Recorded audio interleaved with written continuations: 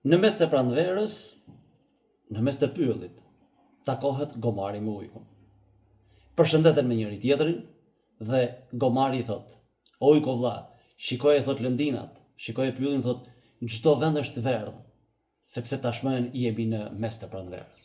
Ujku habitet, shikon vërdall, por çdo vend ishte jeshil, pra gjelbër. I thot: "O gomar, thot, shiko mirë, vendi është i gjelbër." Gomari ngul kam. Siç e dim.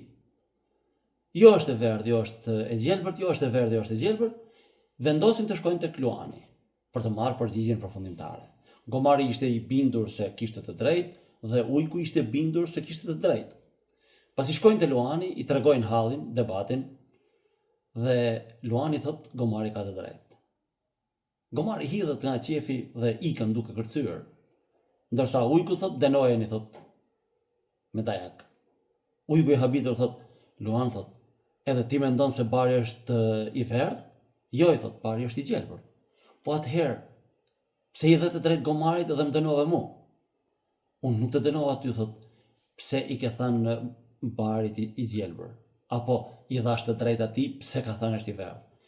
Unë të dënova ty pse ke pranuar të bësh debat me gomarin, e jo pse ai kishte të drejtë." Pra vëllezër dhe motra, nga një herë neve humbasim dhe dënohemi pse pranojmë të bëjmë debat me dikën, e jo pse kemi të drejtë apo nuk kemi të drejtë. Besoj se e kuptuat. Selamu alaikum wa rahmetullahi wa barakatuhu. Ju uroj Ramazan të lehtë, agjërim të pranuar e të shpërblyer tek Allahu i madhëruar, ashtu siç thot Allahu i madhëruar, agjërimi është për mua.